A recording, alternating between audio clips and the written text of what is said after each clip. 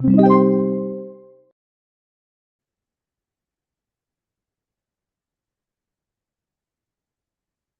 next. A 300 millimeter thick slab supports a 300 millimeters thick masonry wall carrying a uniform service dead load of 214.31 kilonewton per meter and service live load of 145.94 kilonewtons per meter. The base of the wall footing slab is 1.2 meter from the ground surface. The design parameters are as follows. So, gamma ng soil given, gamma ng concrete, allowable soil bearing pressure is also given. Material strengths, FC prime and FY. This time, we need to use load combination from NECP 2015, 1.2 dead plus 1.6 live. And then the effective concrete cover is 70 millimeters. So, by the way, itong effective concrete cover, actually, ano na to ha? Kapag sinabi effective, hanggang centroid na yan ng bars. Okay? So, take note also na ano to, wall footing, no? Wall footing siya. So, bali parang paganda siya.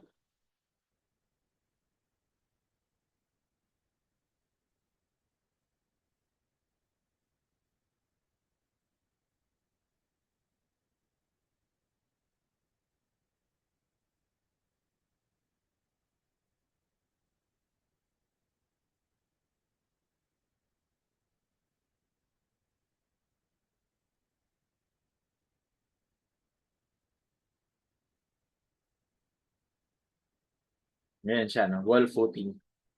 So, mahaba pa yan doon. Okay, mahaba pa yan doon, ha? Okay, pero normally, ang ginagawa natin, kapag wall footing, we only consider 1 meter width. 100 or 1,000 mm or 1 meter width, no? Tapos, or rather, 1 meter length pala. Tapos, ito yung width naman ng footing. Okay, tapos in this particular problem, I just want to highlight na masonry wall daw to, no? So, hindi siya reinforced concrete, no? Ito ay masonry wall. Okay, so masonry wall yan. So, CHB. Sabihin na natin CHB, no? Masonry wall. Okay, so tingin tayo sa harap. So kapag sa harap ka nakatingin, ganito makikita natin. Tapos, ito yung soil. Okay, so yung bottom down ng footing ay nasa 1.2 meter. Okay, tapos yung thickness daw nito ay 300.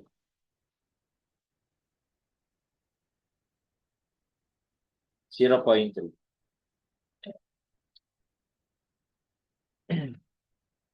Okay. Unang tanong, calculate the minimum required width of the wall footing slab. So pinapahanap yung minimum required width nito. So obviously, it has something to do with the stability of the structure. So meron naman tayo ditong live load, saka dead load. Okay, so sa pagkano, sa number 1, we need to calculate width. No? So yung pag-compute ng width na to is based on stability.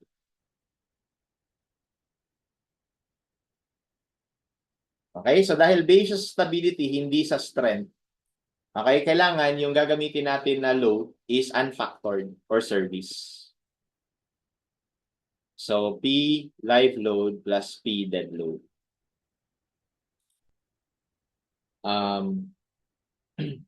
So yung dead load ay 214.31 plus service live load 145.94. So that's 360.25.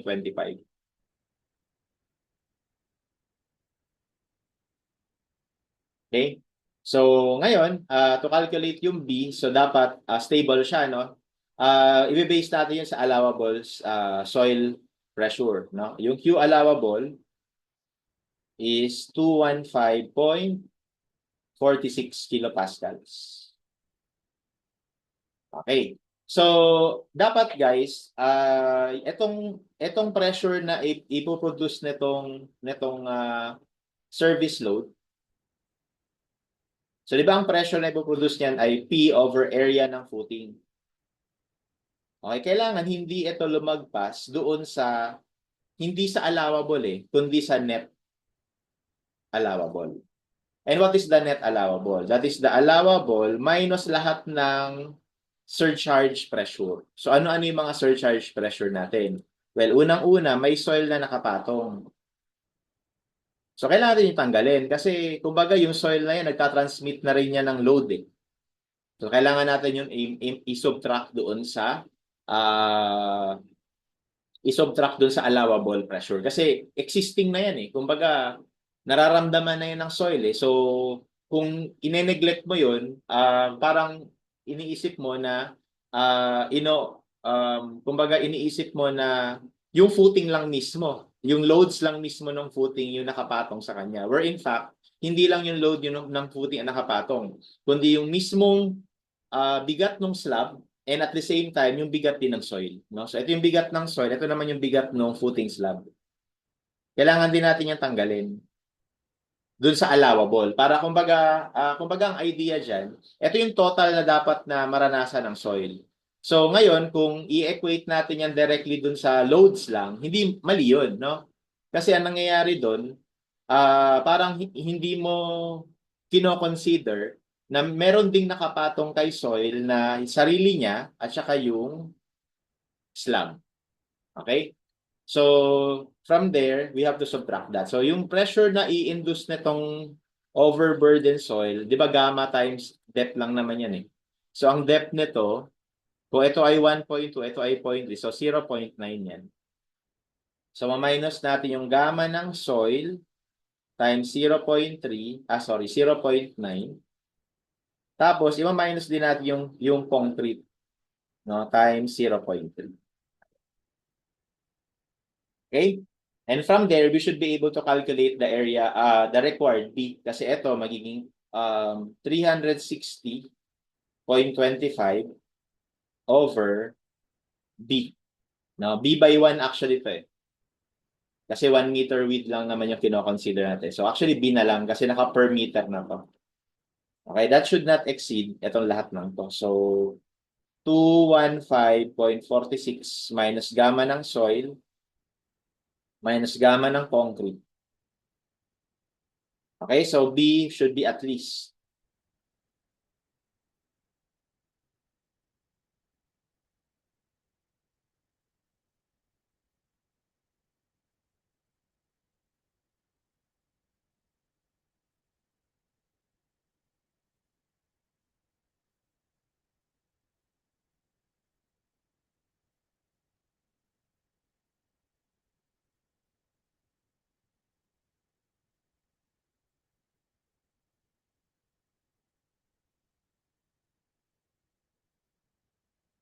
minus pala dapat to.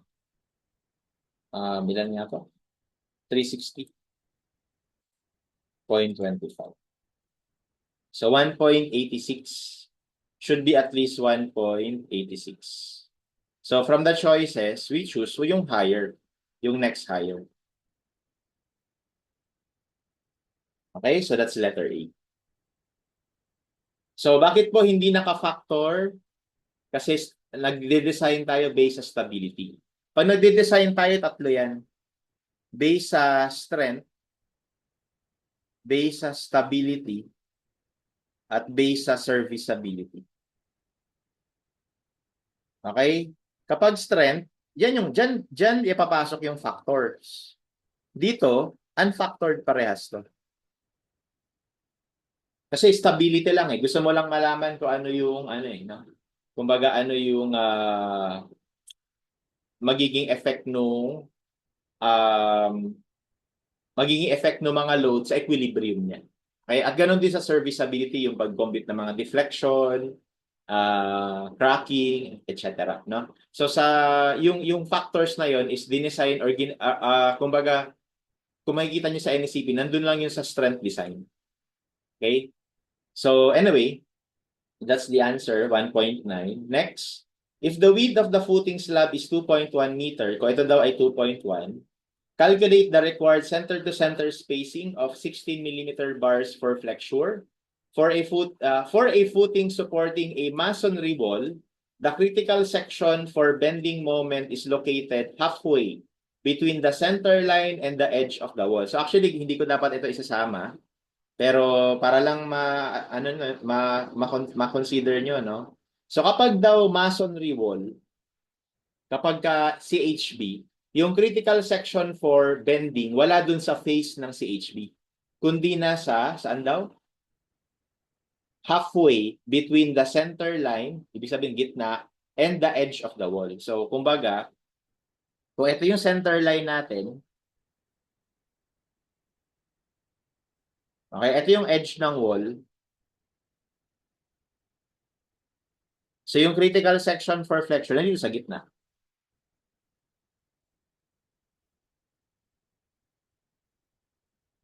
Yan, nandyan. So, ito yung critical section natin.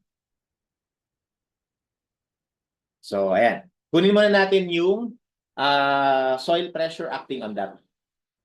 Okay?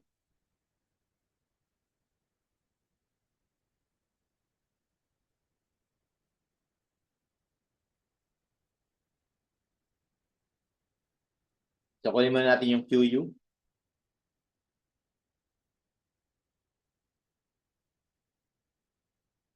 So, QU, factored ito ha, would be 1.2 dead. So, yung PU dito. So, itong QU is just PU over area.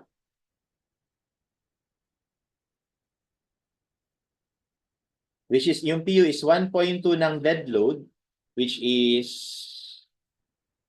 214.31 plus 1.6 ng live load, which is 145.94.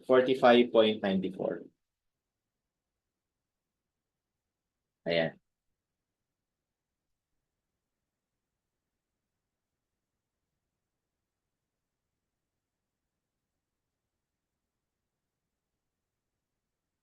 So that gives us 490.676 kilonewton per meter. Okay? So therefore, yung QU natin will become 490.676 over yung width na 2.1.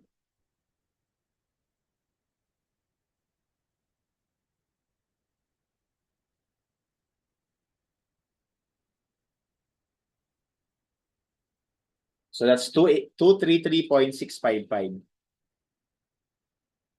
kilopascals.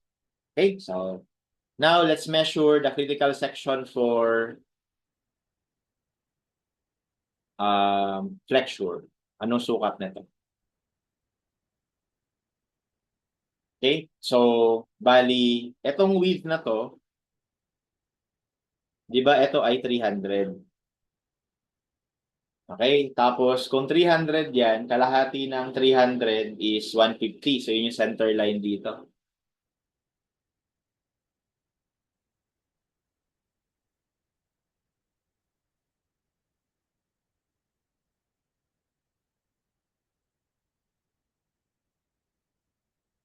Okay, so ibig sabihin yung half ay half ng 150, no? So ibig sabihin yung x natin will be 2.1 minus, o hindi, 2.1 kalahati. Pag kinalahati mo yung 2.1, ito yon. Ito yon. Diba? Tapos kailangan pa natin ibawas tong kalahati ng 0.15. Ayan. So yung x natin would be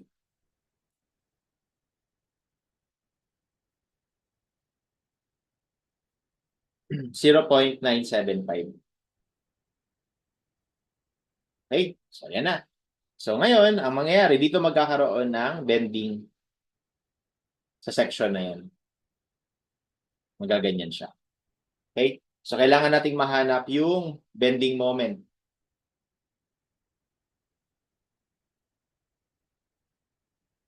MU.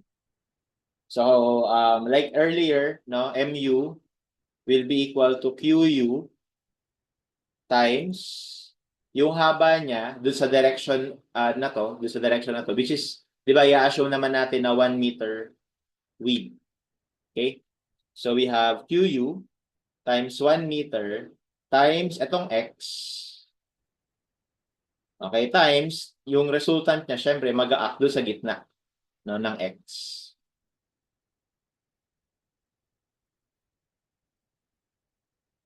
Okay, so ang MU natin will become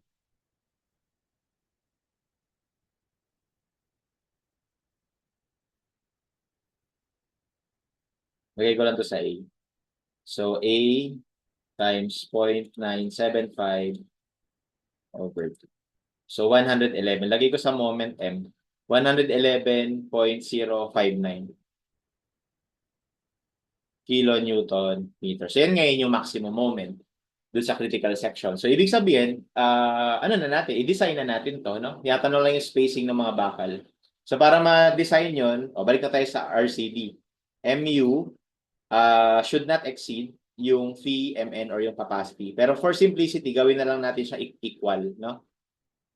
Okay, so bali ang mangyayari dyan, yung cross-section dito, ito kasi magiging cross-section natin dyan eh.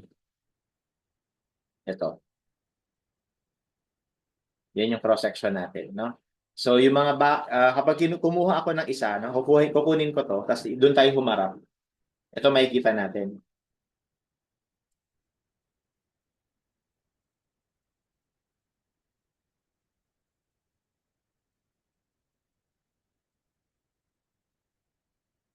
Okay, so um, meron tayong lalagay dito ng mga bakal. Okay, and then assuming ano lang to, 1 meter width.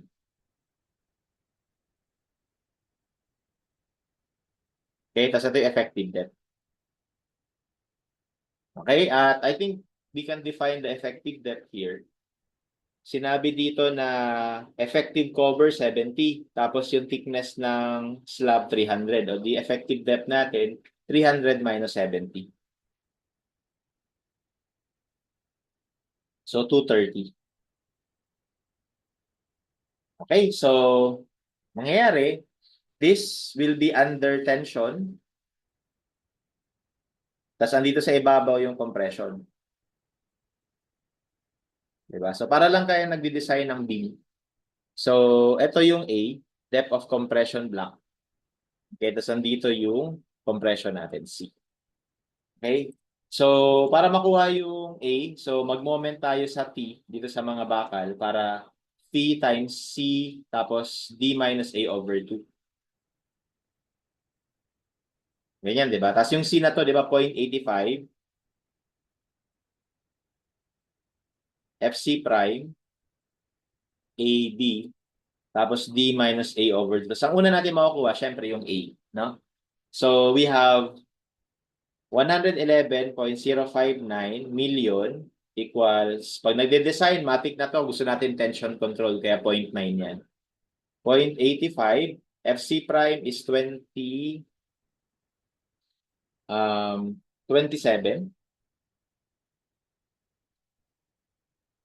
Okay, A, hinahanap natin yung A. Yung B natin, 1,000. Tapos D, 230 minus A over 2. And we can solve for A.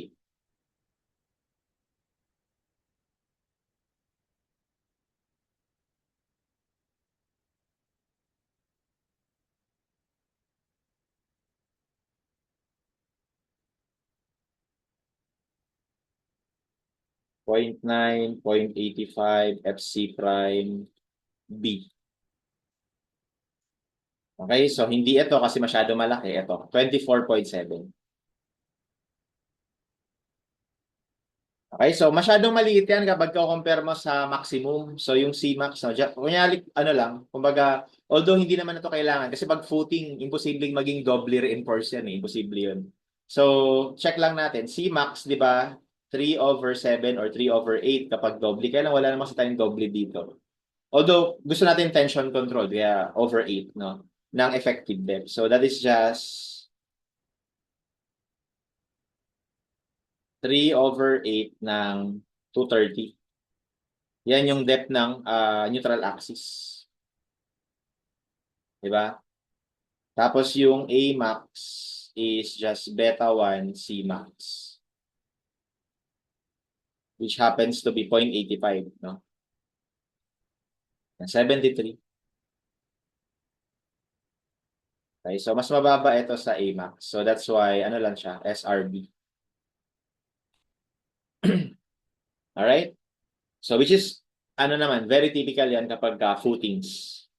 So now, we can now proceed with the design. Kukumpitin na natin yung area. So C equals T na tayo. So 0.85 FC prime AB should be equal to AS FY. Assuming still yields, of course, kasi nagde-design, no? So therefore, AS is equal to 0.85 FC prime. A is 24.704. B, 1,000 over 415 ba yung FY? 414. So 1,369.46.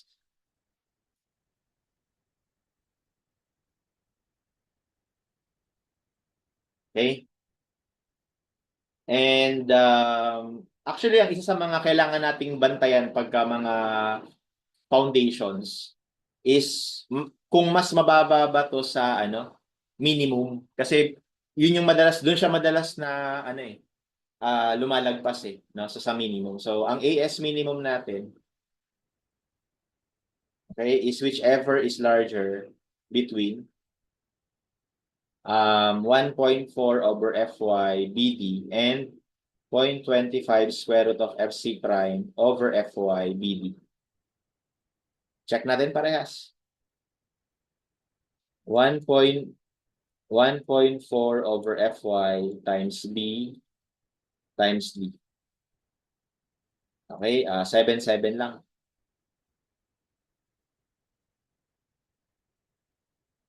Tapos yung isa,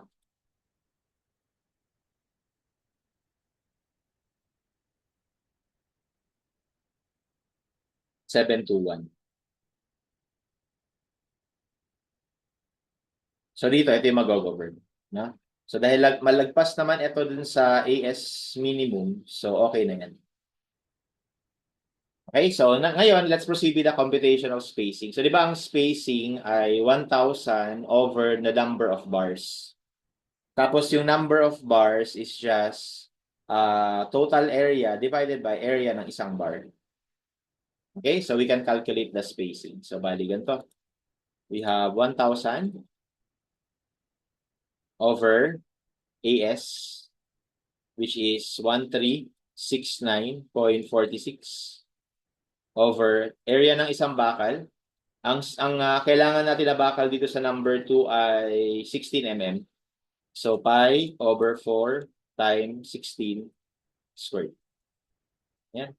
So around 146.8.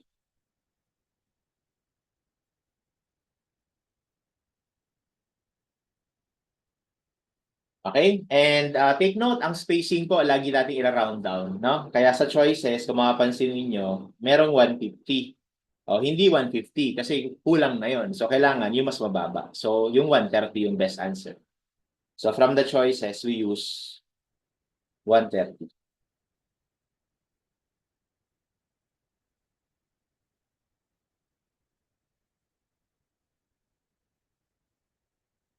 Okay? Next, number 3. If the width of the footing slab is 2.1 meter, calculate the nominal beam shear stress in the footing slab. So, beam shear stress naman. So, ganun ulit, no? Nasa D distance yun from the face of the... Ito sa no? Kahit masonry, ang shear natin, parehas lang. No? Ang nag-iiba lang sa masonry is yung sa flexure, yung location ng sa flexure. Pero dun sa beam shear, dun pa rin sa D distance. So, dito pa rin magkakrak yan. Yan, dyan pa rin, no? Sa D distance from the face of the wall. Okay? So, for number 3, bali, sa taas na lang tayo dito yun, sa top view.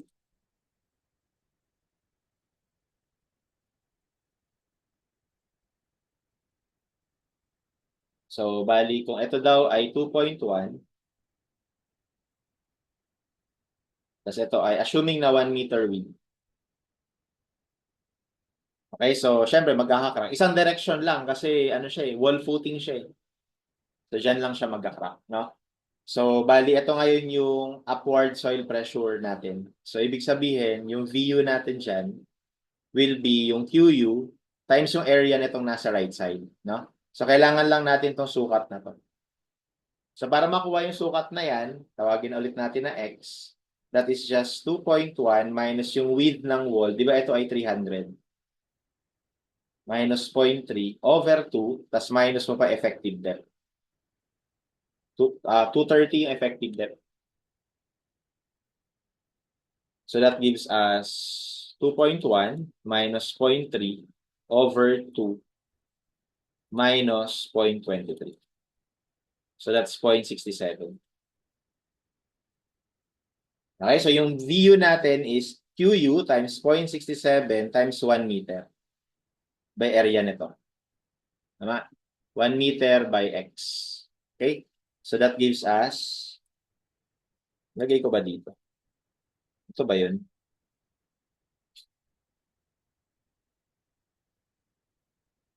Ayan, ito yan, no? QU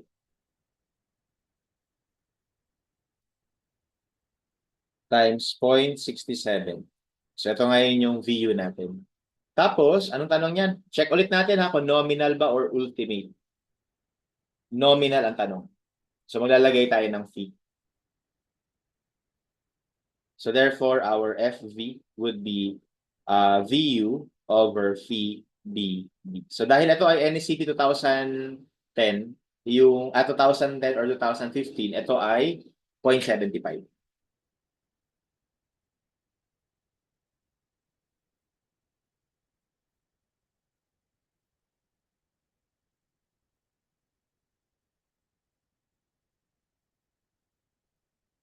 So again, ito ay width ng crack, in this case, 1,000. Tapos effective depth, 230. So the nominal shear stress would be